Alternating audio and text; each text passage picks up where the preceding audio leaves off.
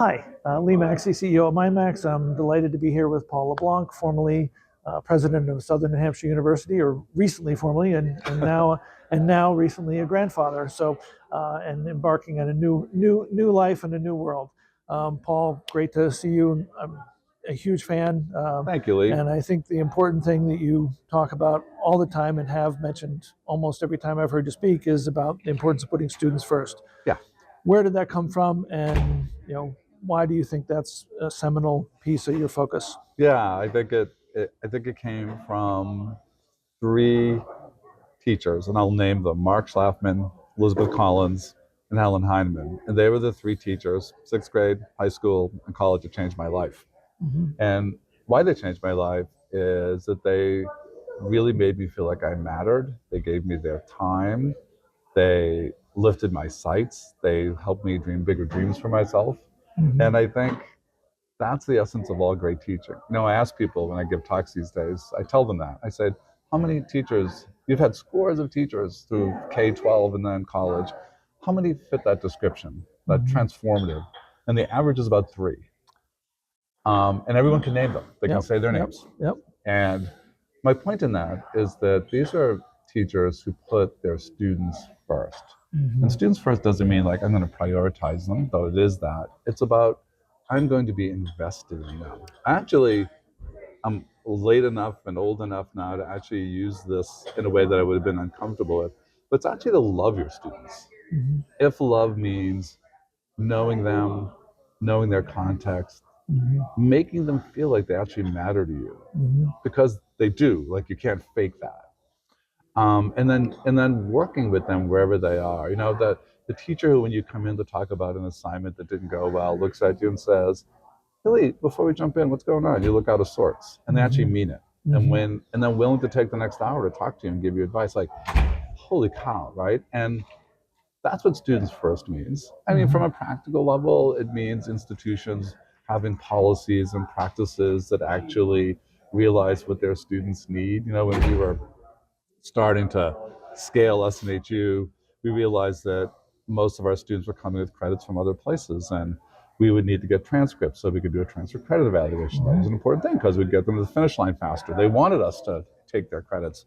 But if you ask someone who works till 5 o'clock to get certified transcripts, they're like, what is a registrar again? It's been 10 years, and how do I do that? And when I called, they were already closed. And then we learned a lesson from early Phoenix. We said, give us permission, check this box on the website, and we'll chase your transcript down. And we even paid the $10. We still do that today. That's about like knowing your students and putting their needs before your own. Like, it means, our offices stay up until midnight because we deal with working adults, and we deal with all time zones. If we were putting our needs first, everyone would go home at 4. Right. But it doesn't serve, right? So it's practical, but it's the work of the head, it's the work of the hands, like how you organize your work, but it's also more importantly the work of the heart. Yep. I'm going to add another Sounds reason. very preachy, excuse me. Yeah, but another related to the heart of what teachers stuck out for me is also their passion.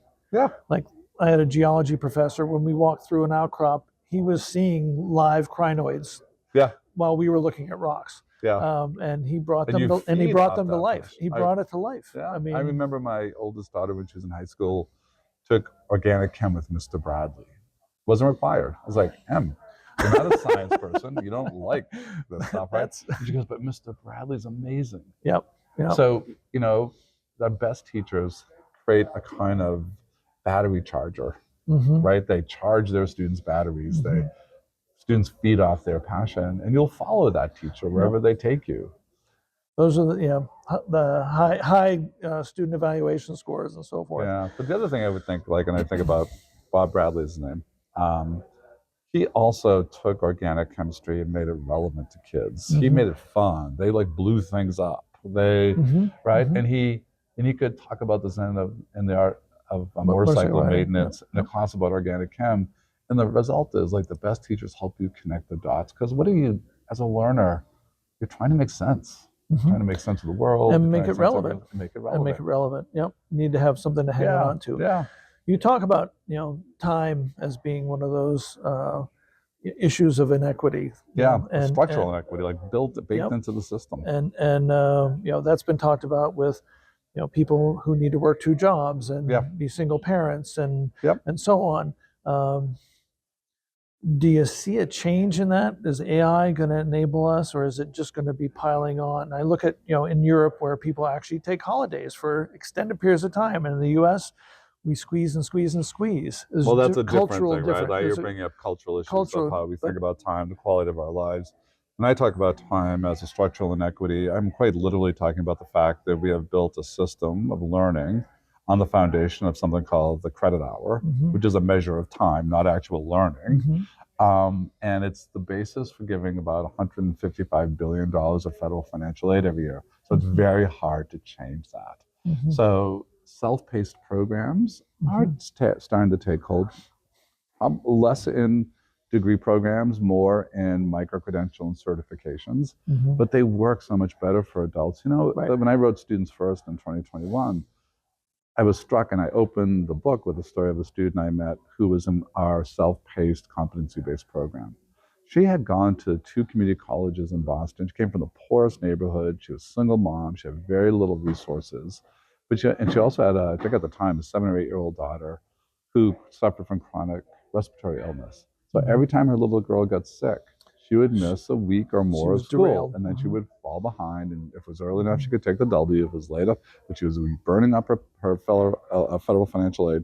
When we put her in a unstructured program, a self-paced program, she described it as, she said to me, I'm the calendar now. If I have to hit the pause button, there was no penalty. She could go as fast or as slow as she wanted. But you know what she could do? She could go really fast. Like, she was smart, and she raced to the completion of her associate's degree in under 2 years. We didn't, on paper, if you looked at her transcript riddled with F's and W's, you might have concluded this was a student who wasn't right for higher ed. The problem was we had a higher ed system that wasn't right for the student. So I think for a lot of learners, but particularly for working adults and working young people, we forget that a lot of young people have to work. That non-time-based program, it has other challenges. So one of the things we learned the hard way is that if you are not going to keep people on a tight schedule, having them fall off pace is dangerous. Getting them back at pace is hard, but you build for that. Momentum, right. Momentum, and like that you keep going. And again, adult learners, there's, if they're out of the habit of the work, it's harder to get them back in the habit of the work. But you can adjust for that. I remember I used to work in the corporate learning world, and one of our clients was the University of Phoenix back in the early 2000s. And I remember saying to them, hey, the working world is interested in things being shorter. And I didn't understand the whole concept of credit hour at the time and how important it was to the University of Phoenix to get that federal funding. And I said, well, you could do this course, self-paced and make it shorter. And they're like, oh, no. We have to have a certain amount of seat time. And I remember being that big disconnect, saying, coming from the corporate learning world, time was, less was more valuable than more time. So absolutely. So we've talked about, higher ed being not just one thing. As you think of, I'll call it types beyond the Carnegie classifications, but types of institutions, what are some of the ways you think about that spectrum of the different types of potential, what we have now or what we might have going forward, types of different kinds of institutions, and what they serve and who they serve? Yeah, it's such a great question, Lee, because we tend to talk about higher ed monolithically, and there's no one higher ed. Nope. So we often leave community colleges out of the conversation, but they educate 50% of all students are enrolled in community colleges. They're huge, and they're incredibly important as an on-ramp, and they struggle because they often are underfunded and lots of other issues. We, of course, have the elites on the other end, right? The Harvards, Yales, Princeton, Stanfords of the world. They dominate our discourse in a way that makes no sense. Like because it's such a small percentage of students they educate, but they dominate a lot of our thinking. Then you've got, other endless sectors. We could go on and on. You've got the sort of potted Ivies, right? The schools that are just below the Ivies and they aspire and are trying to get there. You've got the R1s, the 50 state flagship universities. It's actually 49 because Vermont doesn't make the Carnegie classification for stupid reasons. But but everyone knows it's a flagship. And then you've got the non-selective regional publics who are struggling right now with enrollment challenges. You've got the non-selective privates who are really struggling. They're closing at a rate of one a week, and they're often quite small. You've got the values-based schools. So if you go to a religiously based school or you go to one of the military academies, these are all values-based schools. So it's an incredibly diverse system. Many people, and I would be among them, would argue that that's a strength of American higher ed. So much of the world has a monolithic model of higher ed. No matter who you are, that's not great either. We just need to make higher ed more accountable and more responsive to the needs of students. And then increasingly in the learning, if I use the post-secondary landscape, not higher ed alone, because we think of that as accredited institutions, right, the 4,300 or so, depending on how you count. But if you look at the landscape of higher ed, now you've got coding boot camps, you've got Coursera and edX and FutureLearn, you've got specialty schools. And now we have this ballooning of micro-credentials, and they're coming from all kinds of providers. According to a credential engine, there are more than 1 million micro-credentials on the market. We don't have clarity about what counts, what are they, how do you value them, are they any good, do employers want them? It's a messy space right now. It'll get sorted over time. So I think bottom line is we're moving to a future, we're there now to some extent, where we will see, where degrees will continue to be really important, but we'll see greater granularity and range of credentials. Universities and colleges will still be important, but we'll see a greater range of providers. So we, back in the 90s, worked with Kodak because they had a digital camera they were super excited about, but not really. So much for that. Yeah, which they didn't really lean into. But we were working on portfolio-based assessment and authentic assessment, with the idea that from K-12 you could create a CD or several CDs of your portfolio of work that you would eventually be able to give to a college and say, here's my application. Can you talk about the concept of someone's transcript or how they start to represent themselves more authentically and honoring all these different learning experiences, which may or may not have been in formal education? So let's unpack that a little bit. I'm in the camp that firmly believes we are now moving towards skills and competencies as the currency of learning. In a world of AI, in which what you know is far less important because you can know almost anything through your algorithmic coworker, when you can ask ChatGPT for Omni, right? So it's more important to answer the question, what I can do with what I know. And are those skills and competencies the things you can do, the right ones? Are they important? How do they fit into the workforce? When you look at that, then as soon as you go to competencies and skills, you have to go to performance-based assessment. It's not about simply quizzing you about because it doesn't matter. It's not that valuable. But can you do something with that knowledge? So now we will see, I think, the hardest work, because higher ed's not great at assessment generally, and only where our lives matter. Pilots, doctors, nurses, we do performance-based assessment. You can have a great GPA. We're going to layer exams on that, board exams, etc. But then we're going to give you hundreds of hours of clinical hours in which you actually have to perform the work.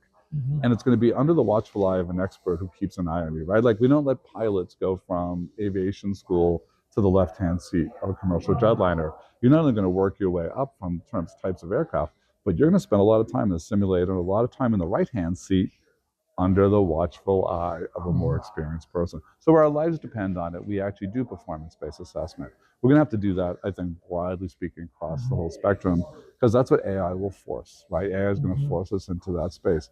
Will the portfolio of our work be valuable? Probably not, because employers don't have time or desire to pour through people's portfolio, with some exceptions. I mean, if I'm trying to get a job in the conservatory, they want to hear me play, right?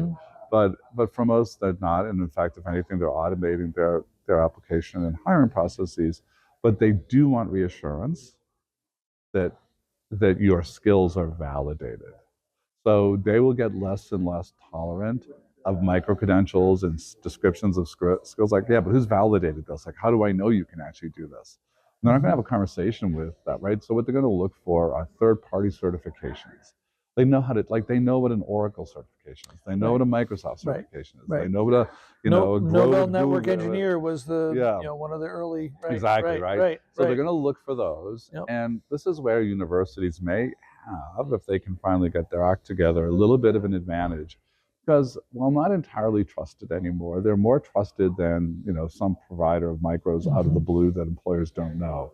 So if you come, we're in Minneapolis. So if you get a micro credential from the University of Minnesota that says we stand behind Lee's ability to do the following 10 things, we'll give that a lot of attention. Yep. And definitely the brand of the school. But I know one of the assessments I was most nervous about was getting my pilot's license was my first solo flight, which, talk about performance. Yeah. Anyone can take off on a plane. Landing the plane when there was no one else in the plane was terrifying. I bet you it was. Terrifying. And this is the thing about... And you either did it or you didn't do it. Well, and this is where, like, binary. where competency-based or, skills-based education is so critical because, A, it's most well done when it is bundled. Like, you don't want... I'm not going to test you on takeoff and navigating. Like, you'll figure out landing on your own. Like, that's a bad idea. Like, I want my pilot to be as good at landing as they are at taking off. So I think, when you pull those skills together, very powerful. So you said something in an earlier panel about mental health, and something that's happened for me is just an appreciation of the concept of trauma, which is something I've been reading about and learning about. And, one of the things that I experienced from COVID was this empathy or compassion that everybody experienced trauma during COVID. At some level. And this idea of what is the role of education? Because, like you said, knowledge or information is readily available now. But you said something around the importance of education around being able to relate to others and to be able to understand oneself and to be able to be not an educated voter for democracy, which was something that drove a lot of our education initially. But now, how do we live a functional life, or a self-actualized life, if you want to go there? No, it's exactly right. I mean, I think, look, we know the statistics around mental health, and especially our younger generation, our members of our society, are just at absolute burning house 5-alarm crisis level. 72% of young people report being chronically lonely. Meaning they literally have no one they can turn to talk about when they have a problem. We've never seen that. The highest highest cohort has always historically been the elderly at about 40%. They kind of held steady. They're still around 40%. What's going on with our kids? Anxiety, depression. I mean, anyone who knows a teenager or a 20-something knows of what I speak. And, American Council of Ed polls presidents every year, and I've chaired that board for a long time and was on that board for a long time. And the presidents are worried, like, that we see it in our institutions. We see it in all kinds of ways.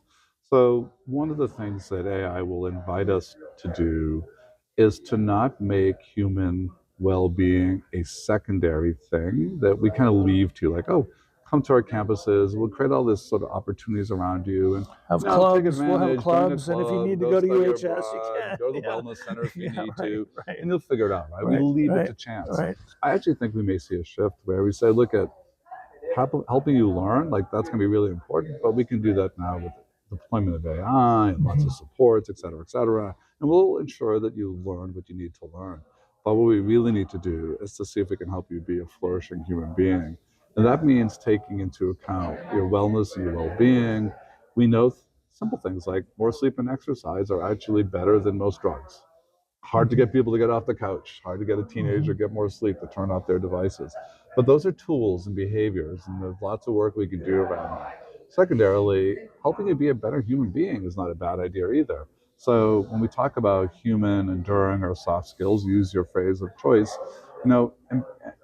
active listening is actually a skill that we've lost in our society. People stop listening to each other. We shout instead. And I think, working with people other than you, negotiating difficult conversations, de-escalating hard conversations that are going sideways. Like, those skills are so valuable. Are they good for the workplace? Absolutely.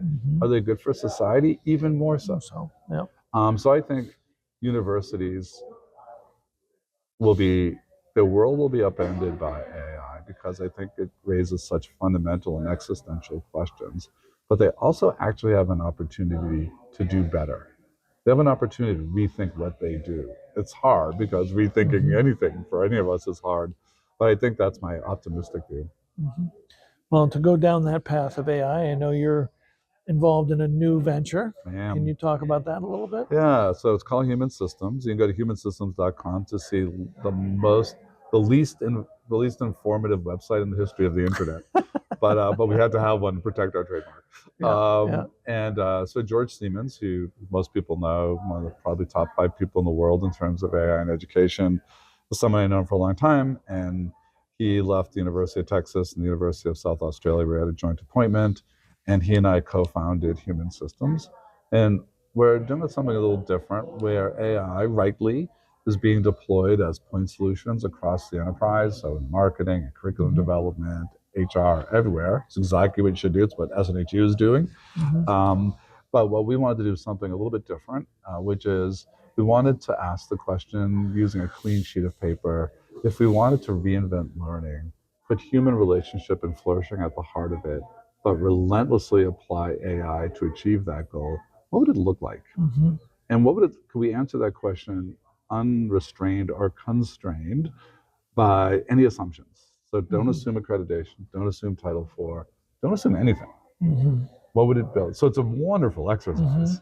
So it's a small team. I think we have 8 full-time people and about 35 contractors spanning from Australia, where our data science work is happening, through Hawaii, the West Coast, the East Coast, and Canada. And so we hope in late 25 to mid 25, late fiscal year 24, to be in the market with our first commercial product. So we'll do some prototyping in the fall. We'll do some early release stuff in early calendar year 25, and then by June 25, we should have our first commercial product. But it's trying to bring together this integrated notion of learning, wellness, well-being, human flourishing, connectedness. And we're making some bets about how we'll interact with AI and our devices. For example, I have a deep conviction, I don't know if the team does yet, but that our principal device of the future will be glasses, actually. So we bought a bunch of Ray-Ban Metas and we're playing with them. And I was an early nerd who bought Google glasses when almost no one else did. But, I think it was a predictor of something, the way that people talk about artifacts from the future. I don't know if you know that phrase. It comes out of the Institute for the Future in Palo Alto, but they talk about, if we look back, there is often something profound in our world today that was actually predicted in our past by something that wasn't successful. But if we could have seen it for what it was, we would have seen it as an artifact sent to us from the future, or a signal of what was to come. And I think we will look back at Google Glasses in that way. I think, if you saw the last OpenAI announcement, where they had a couple of tech bro members of their team showing off the newest version of ChatGPT Omni, and they're doing their math problem. They're holding their phones. Like, why would I hold my phone? Like, I just want my glasses on and look at it and be able to say out loud, hey, Meta, why is this problem not solving? Like, what am I missing? And to hear in my ear, take a look at what you did with the X variable. Like, oh shit, yeah, exactly. And you sort of fix it, right? And my glasses are just interacting with me. When I'm in the middle of actually doing something, that ability to say, hey, record this for an assessment. Like, I think I got it fine. I want to be assessed. This is the proof, right? To be able to go into a meeting where my active listening skills are being tested, and to be able to say, hey, everyone, do you mind if I record this and hit the button because I'm doing this for my schoolwork? And just be in the meeting, and then afterwards get an AI assessment that says, Hilly, you did great on this and this, but you interrupted people more than you probably should have. And you didn't ask the follow-up question when so-and-so made a really important point. It's like, oh, shoot, I got some of it right, I didn't get some of it right. And you get that instant feedback. And we know that's very helpful. Instant feedback in the moment is the most useful feedback. And we don't do that in education very often. And we could record it and watch it, right? Like, you could literally watch it back on my glass, like, show me that part. I was like, oh, God, you're right. I didn't. I was distracted. I was looking at my coffee cup on my phone, and I didn't even catch Lee's question. So I had a lapse, right? So those are the things that we hope to build in the future. So Star Trek Next Generation had glasses that they played a game that was incredibly addictive. That was a huge predictor of people's obsessive doom scrolling and so forth. But I think we're going to implants. I think we're gonna go past glasses I agree. very, And very it quickly. will creep a bunch of us out. Very a lot quickly. Of people I won't mean, do I think it. the first is the Bluetooth behind the ear. We don't need an AirPod to. I mean, it's not that invasive. Yeah, I mean, think we'll be all over the map. I think people will be because you can take your glasses off because you can't pull your implant out. Right. So we'll see what happens. But I agree. Like in 100 years, do I think we're going to be an internet of people? Absolutely. A web of human connection. Will be a little bit like the Borg. So I think it's it's an incredibly exciting possibility. But what we also agreed is we want to build this in a way that gets people engaged with their communities, connected out in the world. And George and I were talking about this. It seems like, look at guys, if we build a learning environment in which it's so powerful and it feels like it knows you the way a best teacher does, the way I described earlier, which is one of the things we're trying to do, and you never leave your darkened bedroom, let's pull the plug on this now. Right. Because we saw the terrible impact of social media. Right. We're paying an incredibly high price among our young people, but in our politics and all kinds of things. Isolation and, like you said earlier, the inability to interact in a constructive way. To amplify human connection, to teach those human skills that actually are about being in dialogue with people as opposed to shouting at people, to navigate difference, all of that. So we work with schools. I can't tell you, it's well more than several dozen times where I've heard from a school saying, we just want to be like Southern New Hampshire University. And I immediately go right back at them and say, you have no concept of how many years Southern New Hampshire was in development to become the Southern New Hampshire University you say you want to be like. Overnight success story of 21 years. Right, exactly. So, and here's the other thing I would get at. Sorry, totally, but Southern New Hampshire University doesn't want to be like Southern New Hampshire University 5 years from now. Right. So when I was leaving, my sort of transition out, in a time when leadership and the boss has been around for 21 years, there is a natural desire for we're gonna not people start to fear the change because you don't know. My successor is amazing and wonderful, and I kept saying guys, you better hope Lisa, that's my successor, changes this place. Right. We will be in from danger. Wells, right? From originally from Wells, and then ARP Foundation. But my point was, when have we ever stopped changing? It's not been true for the last 21 years. I haven't had a 21-year presidency. I had 4 or 5-year presidents, several, and a 1-year transition. And Lisa needs to move this organization because the world is changing too much. And I watch progressive places that freeze in time because they think they unlock the secrets, always get in trouble later. So don't look at the SNHU of today. Be engaged in a conversation about, if you want to ask the question in the SNHU, but it's like, what does SNHU want to be 5 years from now? We should, it's that old skate to the puck, as Wayne Gretzky would say. One of the companies I've worked with a lot was Wegmans, and I loved working with them. And one of the things I used to hear them say all the time, it's a lot harder to stay number one than to become number one. Yeah. There's a lot more work to stay there. And they are super passionate about continuing to evolve and yet honoring what they're good at as well, which is it's a hard balance because you have to let go and the maintain. Thing that people confuse, I think, is the stuff that should be in Violate, which is mission and values. How you deliver on those are not. Those are methodologies. Right. So mission and values, I think that's you interesting. hold those and protect those fiercely. How you manifest them should continue to evolve all the time. And sometimes I think people confuse the how we do it with the what. Why. And the what and the why is over here. This just happens to be the how. Right. And the how has to change. How has to change. Because our students are changing. Right? It's not even just the field is changing or the disciplines are changing. AI is going to change everything. But our student needs are changing. We live in a post-textual world. If you think you're going to get students to read copious amounts of text, it ain't happening.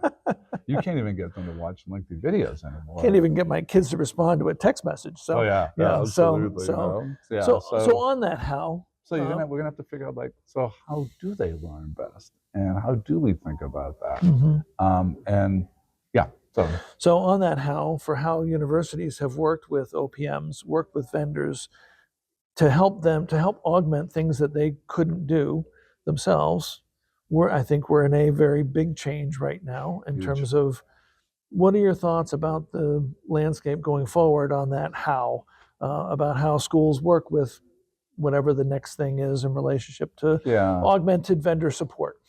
Yeah, so look, at the reality is we always contract out for help with all kinds of things.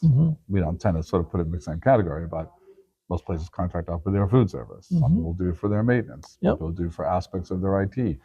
A lot of their marketing. Like, that's not new. What was new about the OPMs and what set off regulators was two things. One is it felt like they were now moving into the heart of the work.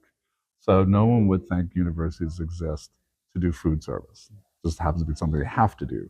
But they do believe universities exist to teach, advise, mentor, etc. And when you had OPMs providing that core, that made regulators and skeptics very, very uneasy. And then when you shared revenue, they felt that there were perverse incentives in terms of, I don't agree with them on that point, but that's how they think about this.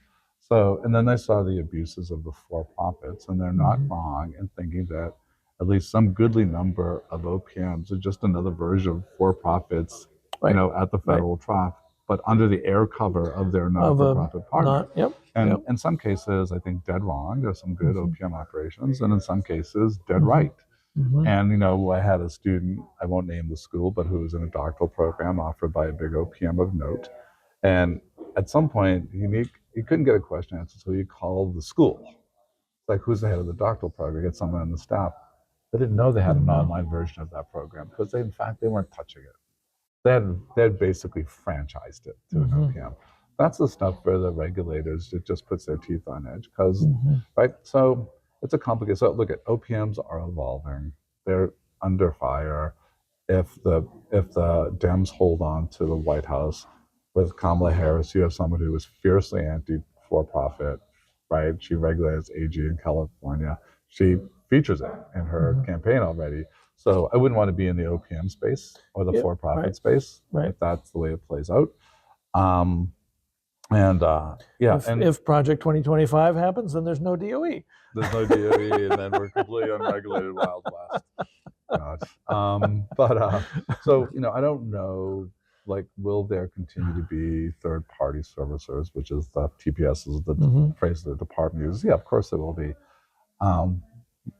Revenue sharing is probably dead. Fee for service will now be the model, and that will be more acceptable. And schools will be policed if they are outsourcing the core functions of teaching and learning.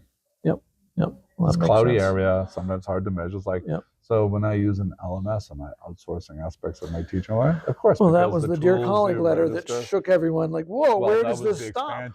Where does this stop? Yeah, so if that had gone in as they have proposed, SNHU would have gone from 17 reports to 1,700. Because they were just casting a massive net, and it wasn't what the TPS regulations were designed for. TPS regulations were, tell us about your vendors who directly touch federal financial aid processing, because we have to make sure that they're compliant with data standards, privacy, FERPA, et cetera. They use that as a loophole to regulate broadly. So I think, and then, but it's OPMs in the industry is a hard place to be. I mean, Michigan and California, right? It's like, we're not even going to wait for the feds. We're going to outrule revenue sharing, right? And Minnesota. That's right. So I say Michigan has meant Minnesota. Minnesota and California. Yeah. So last thoughts on, where you think higher ed can succeed and go forward? The heart of higher ed's work when we're doing our best work is not the work that we're asked to do most often. The work we're asked to do most often is about workforce and jobs. We get it. Like, it's expensive to go to college. People need good jobs. To some extent, someone would say, are you kidding? Like, that's always been the job. And they wouldn't be entirely wrong. Certainly post-World War II, we've been training people for a knowledge economy, and we are about jobs. That's the number one problem.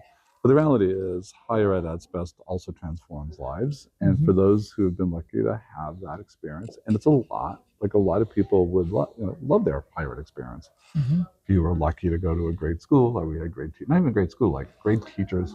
My best I went to 3 institutions.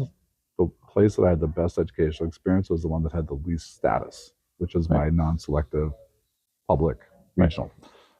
Teaching but I had school. teachers who took me under their wing Yeah. and really took a kid who was immigrant, working class, first gen, didn't know how to do anything, and really lifted me, right? So my hope is that with the shift in AI, I think AI is going to force us from a shift off focused, as I said earlier in that panel today, from epistemology to ontology, that we will actually start focusing on what it means to be a flourishing human being again. That's my optimistic view. Like, that's my dream and my wish for higher ed. And I think, part of why SNHU has been so successful is not so much because of its learning model or platform, though those are very good and have to be, and that's where our integrity lies and students expect it. It's actually in our coaching. It's actually in the human relationship of our advisors and their students. And scaffolding. And they're with you right. every step of the way. You go from teacher to teacher, class to class, but your advisor's with you right up till graduation. And that sense of like, it matters to someone that I'm enrolled. I matter to someone who's checking up on me. Who knows my name. Who knows my name, who knows that my kids are driving me crazy, who knows that I'm excited about this job. I say, we call them academic advisors, but really our folks are life coaches. Life coaches. And 80% of what they do is life coaching, and 20% is academics. So I think, building a system that's much more human-centered in that way. And when I wrote my book, Broken, in 22, I was looking at other industries like healthcare, K-12, mental health, addiction treatment, et cetera. And I was interviewing innovators who are really rethinking these models at scale, like scaled models, but they were very successful and very human-centered. And all of them had a coaching model at their core. So when you think about the way we think about technology and human relationships and scale today in most industries, we think, humans are messy, expensive, and hard to measure, so let's have as little of them as possible and use technology everywhere we can. And the problem with technology is also that it deals really well in ones and zeros, and it puts people in segments. Like CRMs segment people, but people aren't segmented. We're complicated, messy, gray area, overlapping intersectionality. So if my CRM tells me you're a low-income student from a particular demographic or zip code, and maybe you're let's say a person of color, I can know some things or infer some things. But it's much richer if you add veteran. It's much richer if you add single parent. It's much richer if you add LGBTQ. It's much richer if I know that you struggle with anxiety or depression. Like, it's in the messiness that you actually have to break through. It's what the best teachers do. They know you fully. They know, right? So my hope is that we will sort of build systems that actually put students individualized in the holy grail, genuinely personalized learning in ways that preserve the most important human relationships, and then use AI to scale the hell out of everything else. Because we still use, even at SNHU, we use a lot of humans for transactional work that really don't need human touch. And all of these entrepreneurs that I was interviewing, whether it was healthcare or other industries, they're very good at saying, what are the human interactions that matter most? How do I maximize that? And then use technology to scale everything else. Yeah, and to free when them you up start to do that, you actually start altering long-held assumptions. So in the SNHU model, the most important person is not the faculty member, it's the advisor. That's a reversal of a long, you can't say that at most places.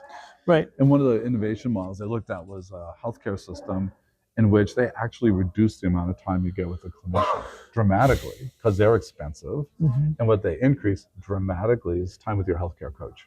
So when you go in for that appointment with your doctor, it's really fast, but your healthcare coach stays with you for an hour afterwards. Okay, Lee, he said low sodium diet. What does that mean? Well, that means I got to use less salt. Let's talk about what that looks like. Excuse me. What kind of food you really need to eat. How do we put humans back at the middle? Well, thank you so much. My pleasure, This has Lee. been Thank you really for having delightful. me. Yeah, Thanks very much, and nice congratulations on being a grandparent. Best part. Well, great. Thank you. Thank you. Really appreciate it.